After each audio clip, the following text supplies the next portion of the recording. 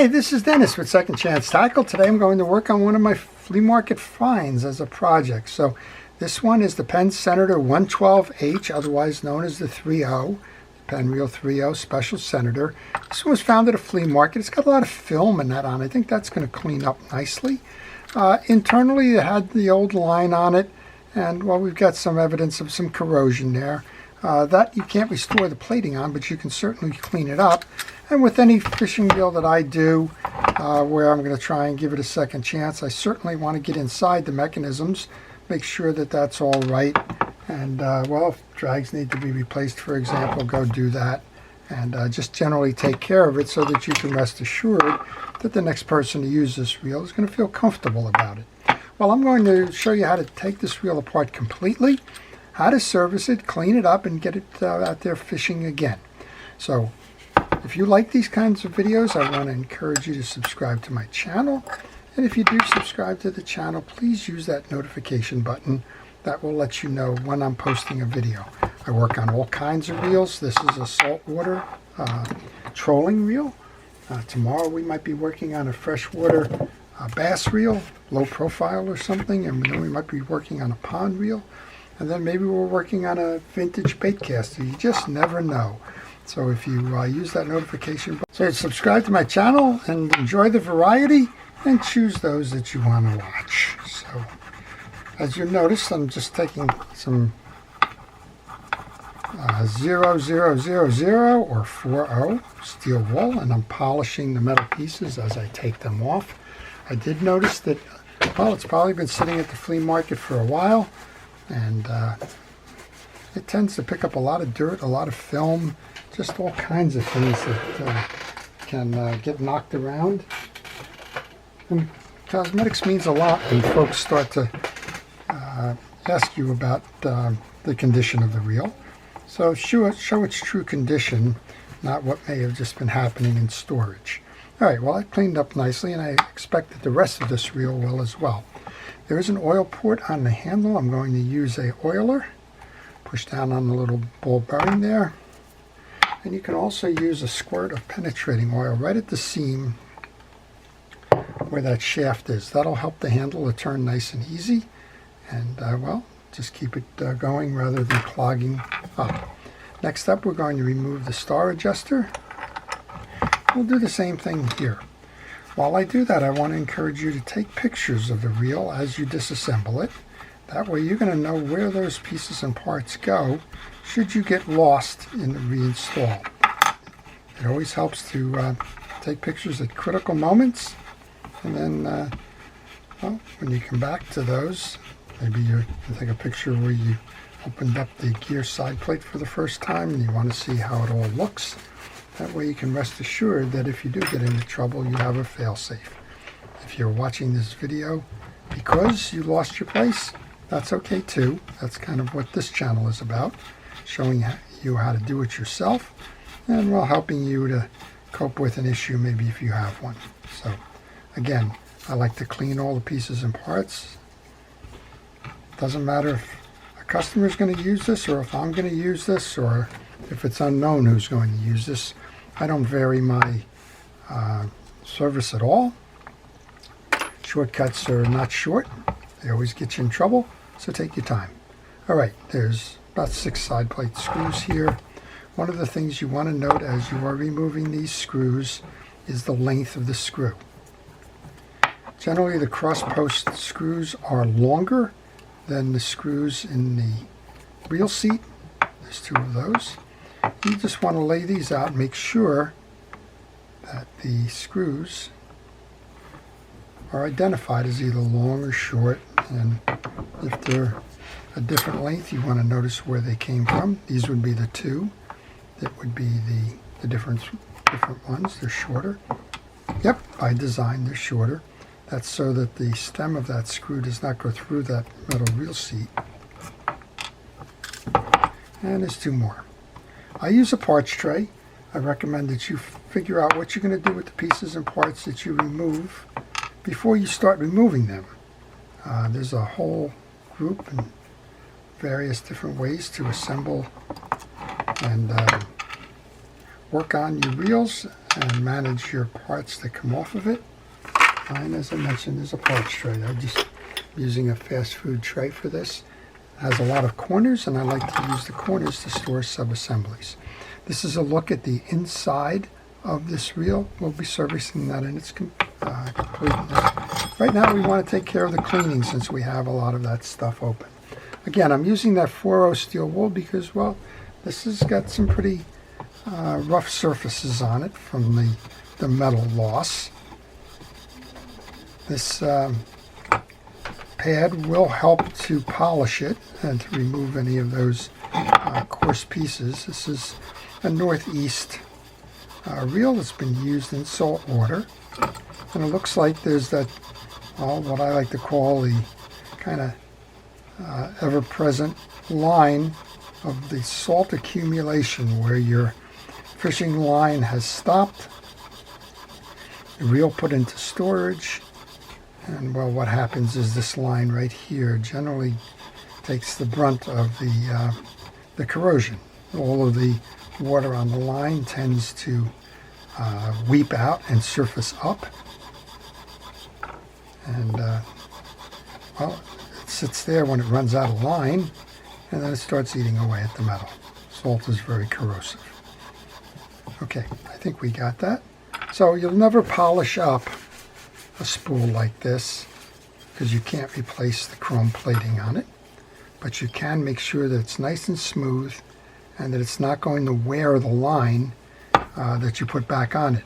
If you do not address the rough spots, well, it's just going to be like a thumbtack sitting there, and as the line comes across it, it's just going to keep kind of nicking at it, and eventually it can cause your line to wear prematurely, and in some cases snap off. So just make sure you take the time to do that cleaning. All right, we're going to put the spool in there, and because this has been sitting for a while, has a lot of film, I'm going to do the next step here. We're not going to let the camera run for all of this, but I am going to remove all of the cross posts and clean these up as well. Same idea.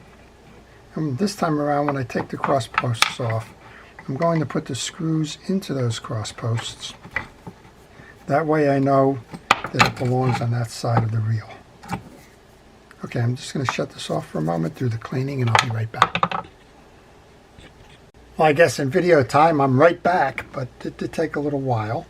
And one of the things that I like to do as I'm doing this as well is inspect the click ring and the click tongue, which is nice and pointed, which is what it should be, and also that non-gear side bearing. And before I go too much further, I'm just going to take the opportunity with all of this open to put a nice dab of grease into that bearing, which, well, that'll be occupied by the back end of the spool. I've done a two-step clean here. I've used that steel wool and some metal cleaner. I've used Turtle Wax Chrome Polish, which is an automotive product, as the metal polish. There's a lot of good metal polishes out there. Flitz is one of them, and others, but that's just kind of restores whatever brightness is available. And again, you're not going to restore plating that's faded away, but you want to make sure that it's clean and well, free of any of those nicks or corrosion points that are going to ruin the line. Okay, I'm going to hand tighten all of these to start with, and we can bring this down with the screwdriver here, tighten those up, and we'll move on to that gear side plate. This is going to clean up very nicely. I didn't pay a lot for this reel. I got it as part of a deal on Facebook Marketplace where I purchased over 30 reels as part of a state closeout, if you will. But in the end, one by one, they'll be given a second chance and the like. In order to remove your gear side, you need to remove the inner trim ring. And then we're going to remove the 4 bridge screws. Notice that I am cupping my hand as I do this. There's a spring that's holding the anti-reverse dog in here, and I don't want to lose that spring. This reel is the high-speed version of the 3.0 Senator. If you have a black side-plated Senator made in the 70s, that's a low speed. And then the H, this is what this one is, the 112H. The H indicates that it is a high-speed reel. All right, I think I've got it. Yeah, I've got it. And this is what I do to release the pressure. I just let the gear side plate bridge fall through and carefully remove this to locate the spring. And this is the spring we are referring to right there. It's a coil spring. And for safekeeping, that goes right into my parts tray. Then I can remove the anti-reverse dog. That would be this. The pinion gear will set aside. The bridge will set aside. And because my cleaning stuff is here, here's a picture of that chrome polish that I'm using. I'm just going to clean the outer and the inner chrome rings on this before I address the bridge. Well, if you have any questions on this reel, or any reel, or the process, or materials being used, I try to explain which ones I'm using, how the reel is used. In this case, this is a trolling reel. But if you have any questions like that, just leave them in the comments section. I do try to answer them on a daily basis, and hopefully, well, I can get you the information you're looking for, or I can answer some other kind of question or direct you if I don't know that. On the bridge screws, there's 2 screws that are partially threaded and 2 screws that are fully threaded. The fully threaded ones go below. The partially threaded ones go through these springs. You can't see them right now, you will in a moment, but there's springs here. Partially threaded screws go through there. I'm going to raise the jack so that I can get that out of the way. Here's our yoke for the pinion gear. Then I'm going to remove the 2 springs. I want to make sure that the inner case is clean. I'm going to use a penetrating oil to do that. That's just a kind of a grease buster. And a cotton swab just to collect all that old grease. I find it works particularly well like in here. You notice there's some dried grease up there on the eccentric. Take care of that. Finish the mop up with the paper towel. I like the paper towels because, well, they're absorbent, they're cheap, and they don't transfer greases and the like to your next project. Like if you were using a traditional rag or something, you might just transfer some dirt and grease and junk to the next one. Paper towels are disposable. All right, I just wiped off the yoke. When you're cleaning reels, go for the least abrasive approach, and paper towels are about as least abrasive as you can get. You saw me using the steel wool. That's probably the most aggressive you'll get with this, or I'll get with this. A lot of people like using these little cloth wheels from Dremel tools. That's fine. Whatever your choice is, just be kind and gentle with it to the extent that you can.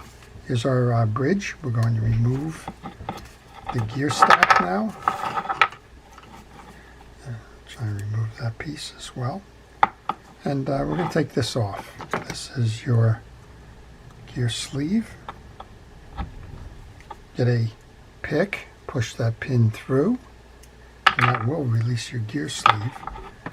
If you didn't push it all the way through, if your hole wasn't that good, you can pull it out the rest of the way. This is the pin that holds it in place. You want to do that to clean up any old dirt and grease, and there's a lot of it in here. And before I go too much further, I want to take that pin, put that pin right back in the hole, so that when I go to reinstall, I know where it is. All right, same idea. A little bit of penetrating oil to loosen the grease there. I'm going to go back to that steel wool here. I'm going to do that because that wraps around this bridge post pretty easily in terms of cleaning. And what I was trying to do there, I think where the issue might have been, this is a little slot here that when you put grease on it, if it dries, it bogs it down. This is the slot here where that pin is going to ride on the inside. It's going to hold that gear sleeve to the bridge. Time to re-lube. I'm going to use Penn Precision Reel Grease. Again, I really don't have much of a preference for the greases, but make sure that it is a fishing reel grease. Let's take our sleeve and put that back on. That goes on easier now than it did when it came off. Then we want to push that pin in. Now you can use a dead blow hammer like this. You can use that pliers that I used to pull out to pull in. Either way, you need to make sure that as you put this in, that pin head clears that ridge. If it doesn't clear the ridge, you're not going to be able to get the drag washers and that over it. I'm going to push the drag stack out, see what we have here. We have the hard washers that came from this era of, see if I can get that last one out. I'm not sure if I can. Yeah. So there's a ridge here, and that's sitting right on that ridge. Kind of hard to separate that last one. Ah, there we go. All right. Check underneath there. Make sure that that is cleaned out of debris. Wipe it down. And then these are non-permeable. I'm almost going to say that they are asbestos. So what you want to do is make sure that they separate easy. If they are stuck on those metal washers, you're going to have to clean the metal washers down and remove any debris that's on there. These are nice and clean. Again, I'm just using the least resistance, if you will, the paper towel. Okay, we can go to reinstall now. So these are non-permeable washers. You really don't need to oil or grease those.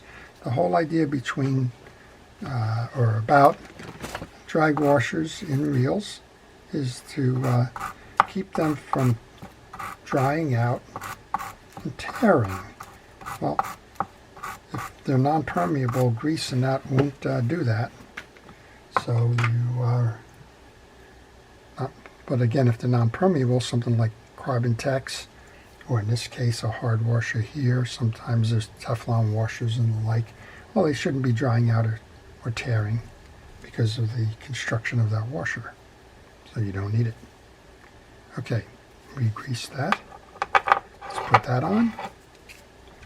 And then this is a 6 drag washer set. There are 2 washers that are keyed washers. They're round with rectangular centers. There's one that has a round center and 2 ears. That's the eared washer. They go keyed washer, round washer, or eared washer, keyed washer. And they alternate with the drag washers, and you start with a drag washer. If these were your fabric washers, go ahead and grease them. You can use a drag grease like Cal's Universal Drag Grease, or you can use the fishing reel grease. Either one of them is acceptable. Again, it's going to try and help you keep the drag washers from drying out. Third one goes in, second of the keyed washers is up top. So that's up top at the bottom. And then you have your little cap washer goes on top of that. Sometimes when I'm doing that, I've done this enough that it almost appears to be sleight of hand. And I get comments from time to time, you're going too fast. Well, you're looking over the shoulder of my shoulders in my shop doing service on fishing reels, and sometimes, unfortunately, you only get what you see there, but you have the ability to go back, rewind, and take a look at it again if you like. You need to make sure when you do that eared washer that they do fit in the slots. Here's a little peek at it. It's sitting right here in that slot of that main gear. If it's sitting above that slot, if it's not merged in, your drags will not work properly. And I get a lot of questions in my comment section saying I don't know what I did, but my reel isn't working anymore. And generally speaking, has something to do with that eared washer if you remove that drag stack. All right, I'm cleaning up the other side of the case here. I'm starting with that steel wool on that metal. Now I'm going to move over to the pad and use some Penn Rod and Reel Cleaner to take care of the inner plastic, as well as kind of polish up that metal piece there. And I want to do that before I get to the reinstall of the bridge. Once you start reinstalling the bridge, you're starting to clutter that outside with screws and handles and things like that. So much of your real service is cleaning, observing, right? Take a look, make sure that all the pieces are in good condition, replacing if parts need to be replaced, and lubrication. All right, we've got the brush. Get some grease into the back bearing on that side plate. A little bit onto the eccentric. Now we put in our 2 side plate screws in the cavities, one on each side. Take our yoke assembly with the pinion gear. Now, that pinion gear has a round section with the slot that faces towards you. This is our jack. I like to install the jack with the eccentric up. And that is how that gets installed. Our full bridge assembly is next. I want to find one of the fully threaded screws and put it through the top hole that is facing you. Take your bridge assembly and start below. Make sure that your main gear clears your pinion gear. Push down and then rotate the bridge assembly to where it's holding the pinion gear. Next up is your anti-reverse dog that goes over the screw that you put in place. And then your anti-reverse spring, that was the little one I said don't forget to pay attention to that. You don't want to lose this, and it does shoot. But that's how your spring installs, right in that cavity there created from that dog. Once you do that, rotate it completely around. Make sure that your pinion gear comes through.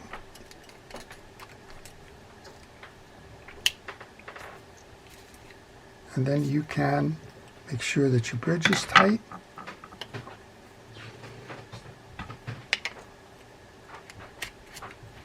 Like that. I had to push the dog back a little bit.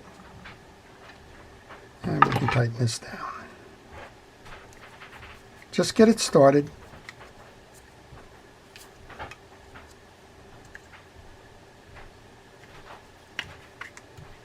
And then once you get it started, you can start the others. I'm going to use that pick again to align the hole in that yoke with that top upper corner that's opposite the screw that I just put in.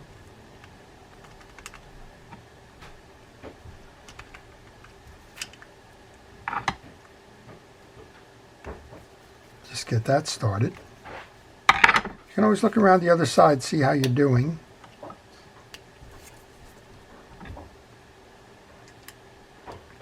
Sometimes you need to wiggle an internal part. Then go below with the fully threaded screw. And again, I haven't tightened down on any of these yet.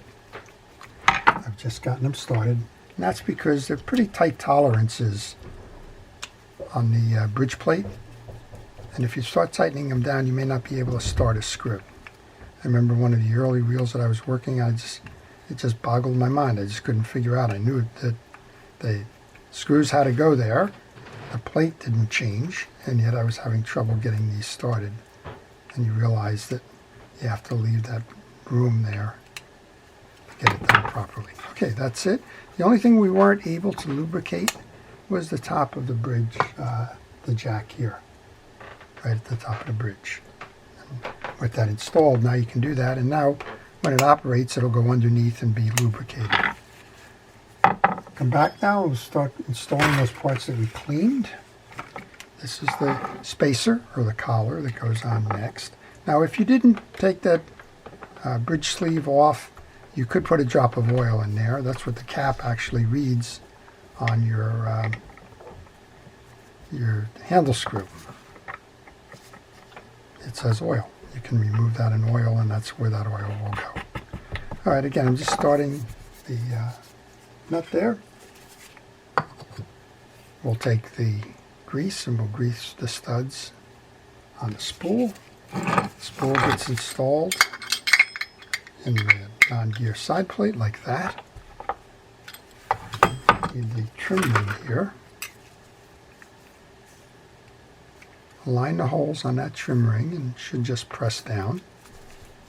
I get questions from time to time, people saying, well, my chrome is kind of worn. I want to restore the reel.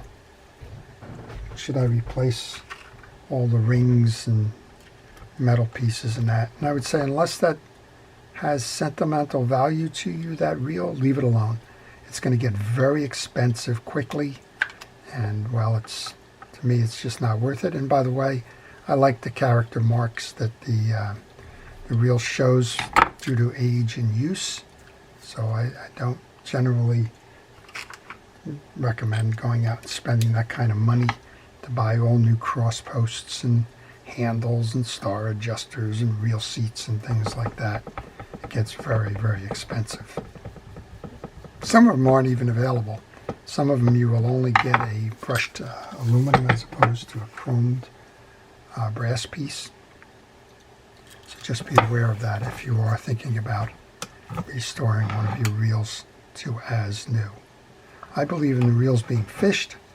I understand that people like to make them shelf sitters, but to me, they belong out on the water. And well, I don't go for perfection when it's on the water, cosmetically. Fish don't know what's being reeled in. It just has an interest in getting off the hook. And as long as they are mechanically perfect, then to me that's fine. All right, these are the shorter screws that you would go below. So again, make sure that as you're reinstalling, the long screws go into the cross post. The short screws go below, and I have to apologize. I'm probably on autopilot, and maybe I'm missing something. You're saying, well, why did you do that, or why didn't you tell us what you were doing there? I apologize, but if you have a question on that, leave it in the comment section. I will try to give you a better explanation of it. There's one more screw here. I've been tightening these down after the first three because I know that I have equal torsion on the reel frame. But I'm going to go back to the original three that I did and make sure they're tightened. This is the one I started with, and I put the one over here. All right, that's that. Flip that into gear and bring the adjuster down a little bit. Handle is next. I often wonder, does the fellow or gal or vendor at the flea market that sold me this reel, if they're ever watching, and if they ever would comment about what the reel looks like before and after, because this one, even with the greening on the spool, which was taken care of, has turned out very nicely, and it looks pretty darn good given the situation about the greening and the lack of care maybe earlier. When you tighten up this nut or handle screw, make sure that the scallop in it is facing that little inset for the last piece, which is that handle screw, handle nut screw. There you go. Use the two in the same sentence there. I'm struggling a little bit with this little screw, but it will go and lock down that handle screw so that you don't have it loosen because of vibration, like a bug vibration.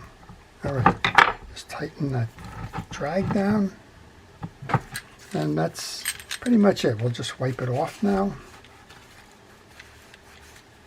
And I think you'll agree this one prettied up substantially.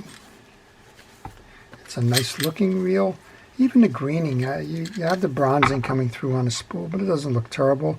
And oh, by the way, when you put line on it, nobody's going to even know that that's there. All right, let's give it a test then. The first thing I like to test is, how's the free spool? Look at this. You can cast this one a mile. Look at that spin on that one. That's beautiful. That means that It'll be easy on drop fishing. You should have a light knock, not a lot. And this one's pretty much properly adjusted. Don't tighten it down, but if you need to tighten it down, this is the adjuster right here. But that's perfect. You should have a little bit of side-to-side play. Hold the, let's put it in gear. Hold your handle and your spool. Drag is holding. Let's give it a test on the spin now. It's spinning nice and easily. The anti-reverse is holding, so you've set that properly. And that's it. Wow. Okay. That is how to service the Penn 112H, the high-speed 3.0 Senator, in this case the Special Senator, and how to take it apart completely, how to examine the pieces and parts, how to clean them, how to put them back together again. I hope you've enjoyed that.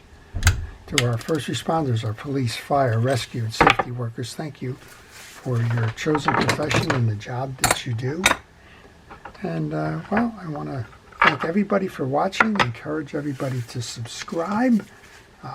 If you like the video, please like the video in the section below. And if you have questions, please leave them in the comment section.